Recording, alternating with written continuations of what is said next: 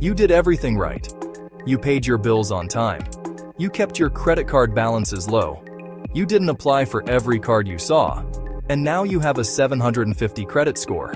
So why did the bank just reject your mortgage application? Why did the lender look at your file and say, no? Here's the uncomfortable truth that most finance channels won't tell you. A 750 credit score is not a green light, it's a starting point. And today, I'm going to show you the 3 hidden factors that lenders look at after your score, the ones that can silently destroy an application you thought was bulletproof. Stay until the end, because factor number 3 is the one almost nobody talks about, and it might be the exact reason you've been stuck. Let's back up for a second. The credit score system was built in the 1980s. The FICO model was designed to answer one simple question for lenders: will this person pay me back? And for a long time, a high score was enough to answer that question. But here's what changed. After 2008, after the financial crisis, lenders got smarter and more cautious. They stopped relying on just the 3-digit number. They started looking at what I call the credit profile. Your score is like your GPA. Impressive on paper. But when you're applying for a job, the interviewer also looks at your work history, your references, your gaps. Lenders do the same thing with your credit. And that's where most people with a 750 score fall into a trap they can't see. Let me show you exactly what's happening behind the scenes. Factor number 1. It's not just your utilization rate. It's your utilization pattern. Here's what I mean. Most people know to keep their credit card usage below 30%. But what lenders actually analyze is something different. They look at whether your balance fluctuates every month or stays consistently low. If you're someone who maxes out your card at the end of every month and then pays it off, your score might be fine, but your pattern screams, I'm living paycheck to paycheck. The fix? Pay your balance down a few days before your statement closes, not after, before. This is called the statement date trick, and it changes what gets reported to the bureaus. Aim for under 10% reported utilization, not just under 30%. Factor 2. The depth of your credit file.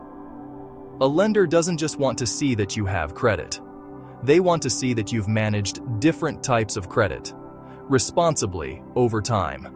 This is called credit mix, and it makes up 10% of your FICO score. But more importantly, it shapes how a human underwriter sees your risk. Someone with a 750 score and only 2 credit cards is a different risk from someone with a 750 score who's also handled a car loan, a student loan, and a line of credit. If your file is thin, meaning you only have 1 or 2 types of credit, lenders see uncertainty. They don't know how you behave under different financial obligations. The solution? If you don't have an installment loan, consider a credit builder loan from a credit union. They're small, low risk, and they show lenders a new side of your financial behavior. And now, factor 3. This is the one almost nobody talks about. The recency problem. Your credit score reflects your history, but lenders care most about the last 12 to 24 months. Here's where smart people make a dangerous mistake. They stop using credit once their score is high. They think, I got here, I'll just maintain it.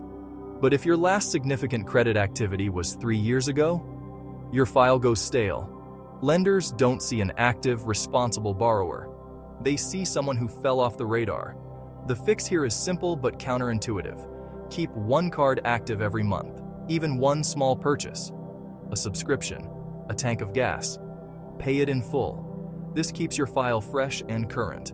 Lenders want to see that you're actively managing credit right now, not just that you did a good job years ago. Okay, so now you understand why a 750 score isn't always enough. Let me give you the 3-step action plan to fix this. Step 1. Find out when your credit card reports to the bureaus. Usually it's your statement closing date. Pay down your balance to under 10% of your limit. Before that date, every month. Step 2.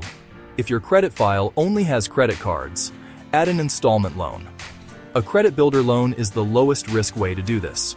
You don't need a car loan or a mortgage right now. Just show the bureaus you can manage both types of credit. Step 3. Never go dark.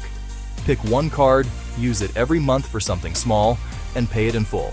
This keeps your file active and gives lenders something recent to look at.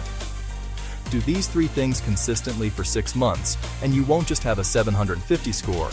You'll have a 750 score with a profile that actually gets approved. Now, if you've made it this far, you're clearly someone who takes their financial future seriously.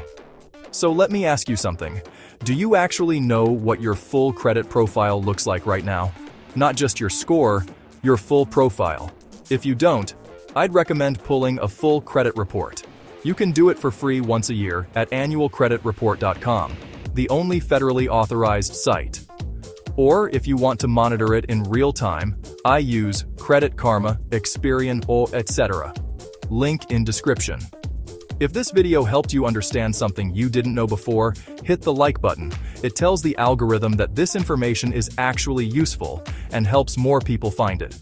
And subscribe, because every week I break down one financial concept that the system counts on you not knowing. Next week, we're going into something I call the debt-free danger zone, why people who've never had debt are actually seen as higher-risk borrowers. Don't miss it. See you then.